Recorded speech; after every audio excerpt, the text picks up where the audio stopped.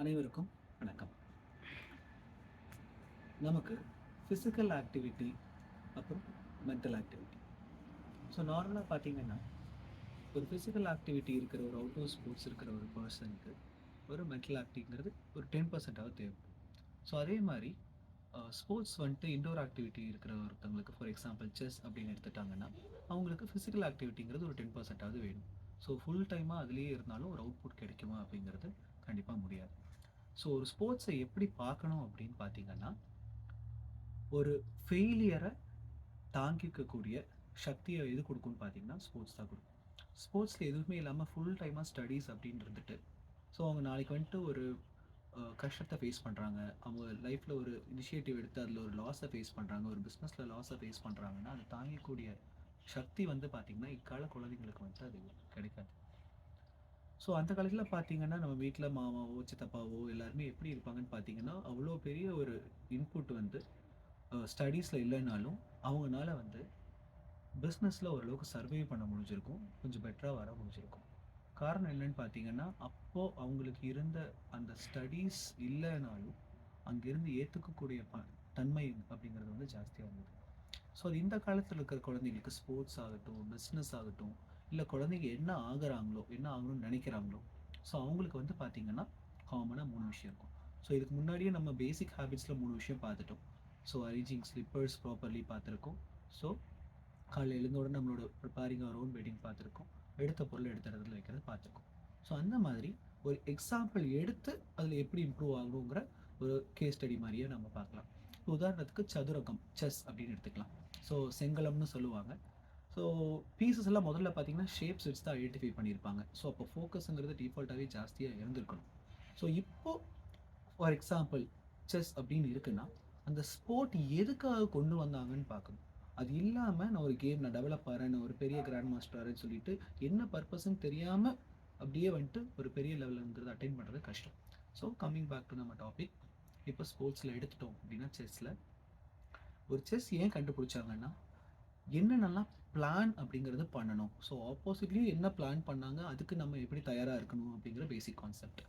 So அடுத்தது வந்து பார்த்திங்கன்னா, நமக்கு ஏதாவது ஒரு அட்டாக் இருக்குது, நம்ம அந்த இடத்துல என்ன பண்ணுறது தெரியலை அப்படின்னா, different ways to defend. So இப்போ உதாரணத்துக்கு பார்த்தீங்கன்னா, நம்மளை வந்து அட்டாக் பண்ணுறதுக்கு ஒரு பெரிய ஒரு பைல்வான் வராங்க அப்படின்னாக்கா கண்டிப்பாக இங்கேருந்து ஓடி போயிடுவோம். ஒரு சின்ன குழந்தை நான் அவனை அடிக்க வரேன் அப்படின்னு பார்த்தீங்கன்னா, அதை வந்து பிளாக் பண்ணுவோம். ஸோ அந்த மாதிரி வந்துட்டு நம்மளுக்கு ஈக்குவலைஸில் யாராவது வந்தாங்கன்னா ப்ரொடெக்ஷனுக்கு வந்துட்டு பக்கத்தில் யாராவது கூப்பிடுவோம். இல்லை நம்ம வந்துட்டு பக்கத்தில் ஸ்டேஷன் இருந்தால் கம்ப்ளைண்ட் பண்ணுறது அந்த மாதிரி பண்ணுவோம். இல்லை 2 பேர் இருக்காங்கன்னா நடுவில் வந்து ஒருத்தவங்க பிளாக் பண்ணுவோம். ஸோ இதுதான் காமனாக செஸ்ஸில் இருக்கிறது அட்டாக்கிங் எல்லாமே. ஸோ அதே மாதிரி அடுத்தடுத்த செட் ஆஃப் பீசஸில் என்னென்னலாம் நம்ம செஸ்ஸில் பண்ண முடியும், அது ஏன் பண்ணுறோம் அப்படிங்கிற மாதிரி. எனக்கு செஸ்ஸில் ரொம்ப பிடிச்ச டாபிக் என்னென்னு பார்த்தீங்கன்னா சாக்ரிஃபைசஸ். ஸோ பெரிய பெரிய பீப்புள் எல்லாமே வந்து பார்த்தீங்கன்னா, இப்போ ஒரு ரேட்டிங் அப்படின்னு சொல்லுவாங்க செஸ்ஸில். அதில் ஒரு எல்லாருமே எப்படி ஒரு பெட்டர் பர்சனாக இருக்காங்கன்னா, கண்டிப்பாக இந்த சாக்ரிஃபைஸ் அப்படிங்கிறது பெரிய மேஜர் ரோல் அதில். ஸோ இப்போ உதாரணத்துக்கு பார்த்தீங்கன்னா, உங்களுக்கு வந்துட்டு 24/7 ஒரு வேலை இருக்குது, பட் ஆனால் சம்பளம் இல்லை அப்படின்னா, என்னடா முட்டல் மாதிரி பேசுகிற, இது வந்துட்டு நான் யாரும் பண்ண மாட்டோம் அப்படின்னா, மேக்ஸிமம் பார்த்தீங்கன்னா வீட்டில் வந்துட்டு அம்மாக்கள் வந்து பார்த்தீங்கன்னா எந்த ஒரு எதிர்பார்ப்பும் இல்லாமல் 24/7 சமைக்கிறதும் குழந்தைங்களை பார்த்துக்கிறதும் அதே வேலையாக இருக்காங்க, வித்தவுட் எனி லைக் ஒரு மானிட்டரி பெனிஃபிட்டோ இல்லாமல் லைக் பார்த்துக்கணுங்கிற ஒரு கடமை அப்படிங்கிறனால பார்ப்பாங்க. ஸோ அந்த மாதிரி செஸ்ஸில் சாக்ரிஃபைஸ் அப்படிங்கிறது பார்த்தீங்கன்னா, சில பேர் வந்து பார்த்தீங்கன்னா ஸ்டடீஸை சாக்ரிஃபைஸ் பண்ணிவிட்டு ஃபுல் டைமாக அந்த செஸ்ஸில் இருப்பாங்க. சில பேருக்கு சாக்ரிஃபைஸுங்கிறது என்னன்னே தெரியாமல் அவங்களுக்கு ஒரு அவுட்புட் வருமா அப்படின்னா வராது. ஸோ அந்த மாதிரி பார்த்தீங்கன்னா, எந்த ஒரு ஸ்போர்ட் எடுத்துக்கிட்டாலும் நான் சொன்ன மாதிரி இந்த 3 விஷயம். முதல்ல இப்போ என்ன லெவலில் இருக்காங்கன்னு அவங்க தெரிஞ்சுக்கணும்.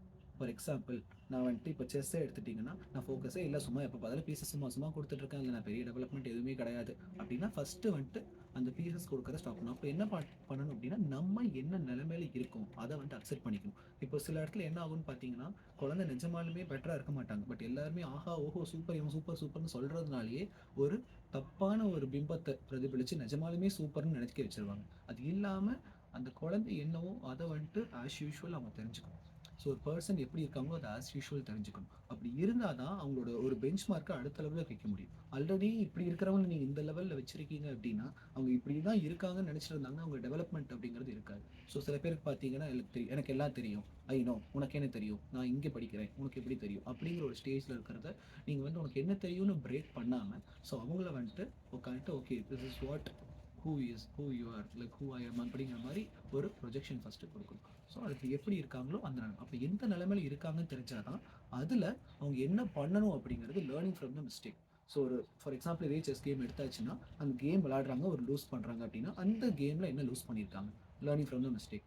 ஸோ இப்போ பார்த்தீங்கன்னா நம்ம சின்ன வயசில் ஏதாவது ஃபயரை தொட்டிருப்போம் அப்படின்னா அந்த ஃபயர் ஆமாம் சுடும். நம்ம வந்துட்டு தோசை கரண்டி இருக்குது அதுவும் சுடுது, விறகடுப்பு இருக்குது அதுவும் சுடுது, கேஸ் ஸ்டவ் இருக்குது அதுவும் சுடுது, தீக்குச்சி இருக்குது அதுவும் சுடுது, நெருப்பு வந்துட்டு கேண்டில் இருந்து வருது அதுவும் சுடுது அப்படின்னு பழகலாம். ஸோ ஒரு ஃபயர்னா சுடத்தான் செய்யும். ஸோ லேர்னிங் ஃப்ரம் மிஸ்டேக்ஸ் எதுவாக இருந்தாலும் அப்படி தான் பண்ண முடியும் அப்படிங்கிற மாதிரி ஒரு மிஸ்டேக்ஸ்லேருந்து லேர்ன் பண்ணக்கூடிய கெப்பாசிட்டி. ஃபஸ்ட்டு வந்து பார்த்திங்கன்னா நம்ம எந்த இடத்துல இருக்கோம் அப்படிங்கிறது தெரியணும். அடுத்தது நம்ம இன்னொரு இடத்துக்கு போகணும்னா ஒரு மிஸ்டேக் பண்ணி லேர்ன் பண்ணணும். ஸோ இப்போ ஒரு மிஸ்டேக் பண்ணாங்கன்னா குழந்தைங்கள ஓகேன்னு அலோவ் பண்ணுங்க.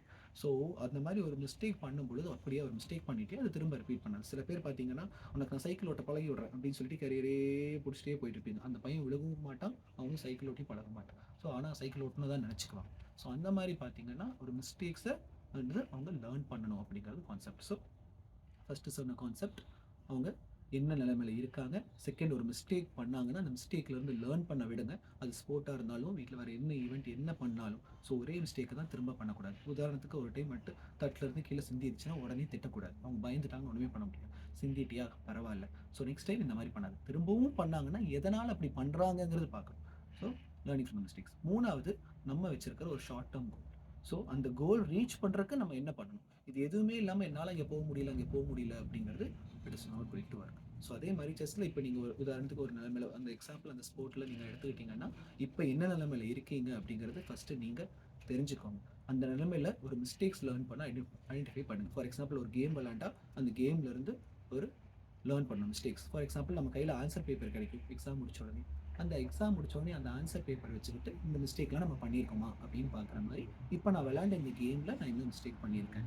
ஸோ மூணாவது நான் என்ன ஆகணும், அதுக்கு whether I am going to the proper path. அந்த பாத் இல்லாமல் வேறு யாராவது கோச் வேணும், கைடன்ஸ் வேணும்னா அப்போ போய் ஒரு கைடன்ஸ் கேட்கலாம். ஸோ அந்த மாதிரி லைஃப்பில் என்ன இருந்தாலும் அவங்க அதே நிலைமை இருக்காங்க, வர முடியலன்னு சொல்லிட்டு இருந்தால் வர முடியல தான் ஆகும். ஸோ கனெக்டிங் வித் தாட், நம்மளோட வாட்டரோட ஸ்டோரி மாதிரி வர முடியலன்னு நினைக்க நம்ம தாட்ஸ்குள்ளார வர முடியலன்னு தான் பாருங்க. நம்மளால் முடியும் அப்படிங்கிறது பண்ணிட்டு இருக்கும்பொழுது ஆட்டோமேட்டிக்காக அது எப்படி நடக்குதுன்னு பார்த்தீங்கன்னா முடியுங்கிற ஒரு பாத் வரும். ஸோ அதுக்கு என்வாயன்மெண்ட்டும் சப்போர்ட் இருக்கணும். ஸோ அதுக்கு பேரண்ட்ஸாக என்ன பண்ணணும் பார்த்தீங்கன்னா உனக்கு முடியுமா, ஓகே இதுலேருந்து எப்படி பெட்டராக பண்ணலாங்கிற அந்த சப்போர்ட்டோடு சேர்ந்து வந்தால் தான் எல்லாருமே லைக் கனெக்டிங் த டாட்ஸ் எல்லாத்தோட சப்போர்ட்டும் சேர்ந்து வருமே தவிர ஒருத்தங்க சூப்பர் முடியும் ஒருத்தங்க முடியாதுன்னா it's not going to work. So இந்த மூணு மட்டும் நீங்கள் ப்ரொஜெக்ட் பண்ணி வரும்பொழுது டெஃபினெட்லி இங்கே எதுவாக இருந்தாலும் can achieve with help of the environment. நன்றி, வணக்கம்.